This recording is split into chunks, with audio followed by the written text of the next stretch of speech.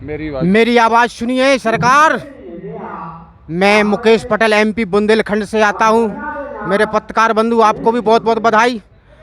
सरकार से मेरा कहना है, स्पष्ट कहना है कि जब आपने जिस दिन ये तीनों काले कानून लाए हैं उस दिन श्रीमान प्रधानमंत्री नरेंद्र दास दामोदर जी आपने क्या कहा इस देश के किसानों से कि अब जो हमारे फसलों पर बिचौलिए लग जाते थे, प्रति किलो पर 8-10 रुपया किलो प्रति खा जाते थे, ले जाते थे, और अब किसान कहीं भी अपनी फसल ले जाकर के बेच सकता है और किसानों को होगी दुगनी आय और किसानों को एक सुरक्षा कवच के रूप में यह बिल दे दिया गया है। लेकिन हमको जब आपने उद्योगपतियों हमारी किसानों की इस फसलों को बेचने का निर्वाहन कर दिया है तो हमको भी अपनी फसलों के मूल्य जो हमारी एमएसपी होती है वो आज की महंगाई के हिसाब से मिल जानी चाहिए थी।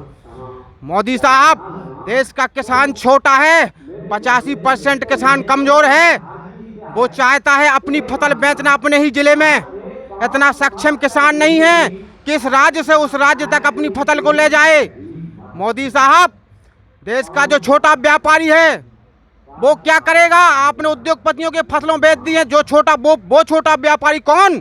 मैं बता रहा हूँ, जो सुबह से लेकर शाम तक 10 से 15 हज़ार रुपये लेकर के गांव में अपनी फसलें किसानों से लेकर के खरीदारी करने के लिए आ जाता है और 2-4-500 रुपये कमा लेता है।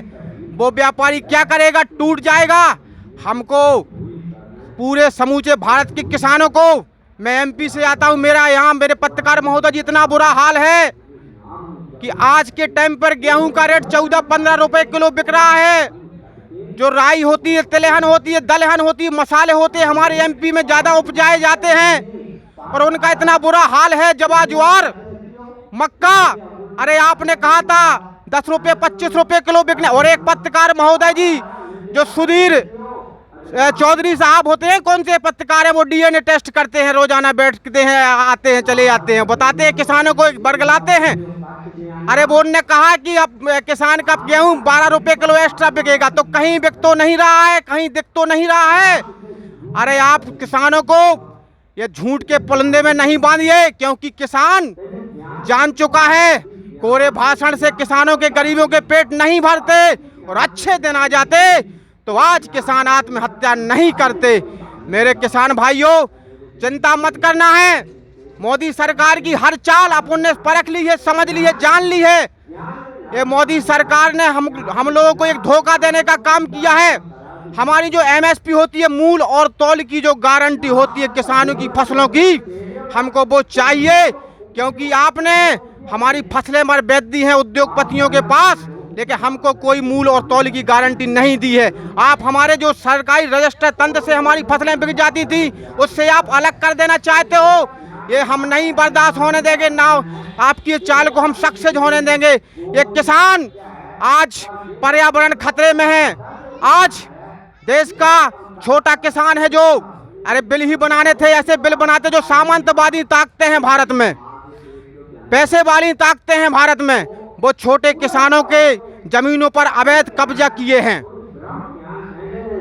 कोर्ट कचहरी तहसीलों में किसान भटक रहा है, लेकिन उनको किसी प्रकार का कोई न्याय नहीं मिल रहा है। आप ये देश की संपदा संपत्ति को बेचने का काम कर रहे हो। देश को संपदा संपत्ति नहीं बिकेगी। और ये मुकेश अंबानी साहब, जो आप, ये क्या कमी थी आपको जो देश को खरीदना चाहते हो? देश को, किसान को मजदूर बनाना चाहते हो, खेत में बंधुआ मजदूर बनाना चाहते हो। ये किसान है, देश की शान है, क्योंकि किसान एक भगवान होता है। भगवान ने भी कहा है किसान को भगवान। किसान करता है उन्नति और निर्माण, क्योंकि भा माने भूमंडल, गा माने गगन, वा माने उद्धार, ना माने नीति और निर्माण। यही होता है किसान, वो करता है देश का निर्माण। तो इसीलिए कहा जाता है किसान को देश का भगवान। मेरे किसान वीरों, आप बिल्कुल इस सरकार से हम धन से लड़ेंगे, मन से लड़ेंगे और तन से लड़ेंगे। मेरे साथियों, चिंता नहीं है, हमें नहीं डरना, क्योंकि लक्ष्य भी हमारा सही है निशाना। हमको चाहिए आज की महंगाई के हिसाब से एमएसपी लागू कराना। कहता हूं मोदी साहब मैं और कहता है पूरा भारत, हम किसानों को चाहिए आज की महंगाई के हिसाब से अपनी फसलों की मूल्य लागत। मेरे किसान वीरों, आपका और हमारा, हम सबका भविष्य ये चौपट कर देना चाहते हो। जब से आप प्रधानमंत्री पद पर विराजमान हुए हो, लगातार कहते आ रहे हो मन की बात, मन की बात। ये मन की बात से, कोरे भाषण से हम गरीबों को रोजगार नहीं मिलेगा, युवा बेरोजगार परेशान हैं। अरे मोदी साहब, मेरा भी आपसे है सिलसिला एवं गिला मेरे देश का, और मैं कहने लगूं मुझे अब रोजगार मिला।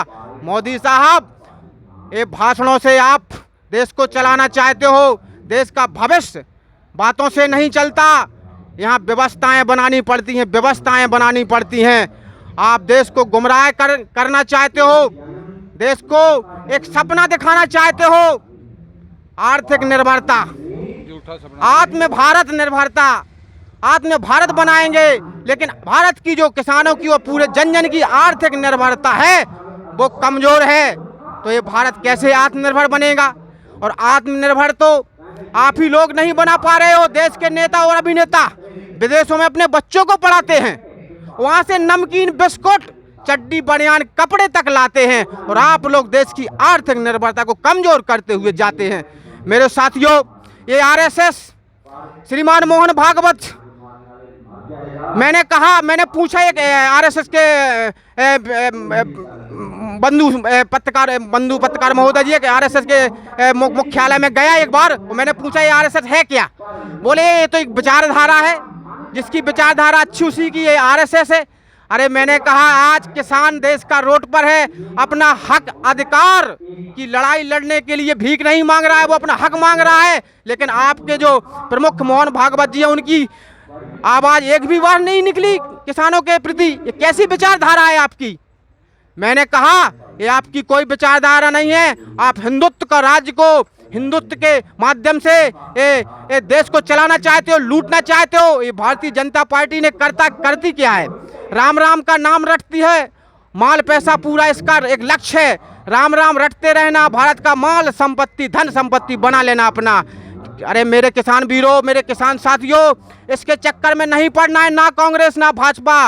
एक किसानों की शहादत बेकार नहीं जाएगी, यहाँ से एक नया निर्माण लेकर जाएंगे, और अपना हल नाम से हम सब आपका एक पूरा पश्चिम उत्तर दक्षिण एक नई पार्टी का निर्माण कराएंगे, और आने वाले समय में हर समस्या का समाधान निकाल करके ले जाएंगे। मेरे साथियों, मैं ज़्यादा तो नहीं, लेकिन इस सरकार की धज्जियां उड़ाने के लिए मेरे पास बहुत वक्तव्य रहता है, क्योंकि ये किसी के माथे पर नहीं लिखा रहता है किसमें कितना है ज्ञान। अगर निकाला जाए तो निकाला जा सकता है हर संकट समस्या का समाधान। आज क्यों घट रहे हैं रोजगार? मोदी सरकार की योजनाओं से महंगाई बढ़ गई है, और महंगाई से रोजगार घट रहे हैं, क्योंकि इसने इतनी योजनाएं बनाई हैं। किसी योजना में 15 करोड़ चाहिए, किसी योजना में 20 करोड़ चाहिए, किसी योजना में 25 करोड़ चाहिए। इसने टैक्स लगाया, महंगाई बढ़ गई। आज जो एक उदाहरण के लिए मैं बता रहा हूं, जैसा कि एक मोटरसाइकिल की कीमत पहले 45 से 50 हजार रुपये हुआ करती थी, आज 80 हजार 75 हजार रुपये हो रही है कीमत, क्योंकि आज वो कंपनी 500 मोटरसाइकिल बेचती है, और पहले वो कंपनी 1000 मोटरसाइकिल बेचती थी। इसी प्रकार पूरे हर सेक्टर, हर कंपनियों का हाल है। वहाँ 1000 नौकर युवा देश के रोजगार में काम कर रहे थे, आज उन युवाओं को घटा दिया गया है, उन्हें भगा दिया गया है, क्योंकि उनके पास बिक्री नहीं हो रही है, महंगाई बढ़ गई है, किसानों के पास इतना नहीं जा रहा है। आज किसान महंगाई के हिसाब से मांग रहा है। अरे किसान को दोगे तो देश का रोजगार चलेगा। जैसा कि उदाहरण के लिए आज मेरे पास पैसे नहीं है तो मैं एक दतौन करता हूँ, और कल के दिन मेरे पास पैसे आ जाएंगे तो मैं मंजन बुरुश करने लगूंगा, और यही देश का रोजगार बढ़ेगा, यही देश का रोजगार बढ़ेगा। मोदी साहब, ये देश ऐसे चलता है, आपकी बातों से नहीं चलता, क्योंकि आपने तो मन की बात में इतना बोल दिया है, इतना कह दिया है कि अगर देश में झूठ बोलने का इनाम दिया जाए तो मोदी साहब सबसे पहले आपका नंबर बनता है। मोदी साहब, ये देश मेरा है, बच्चे बच्चे का है, ये देश आप नहीं चला रहे हो, ये देश का बच्चा बच्चा चला रहा है।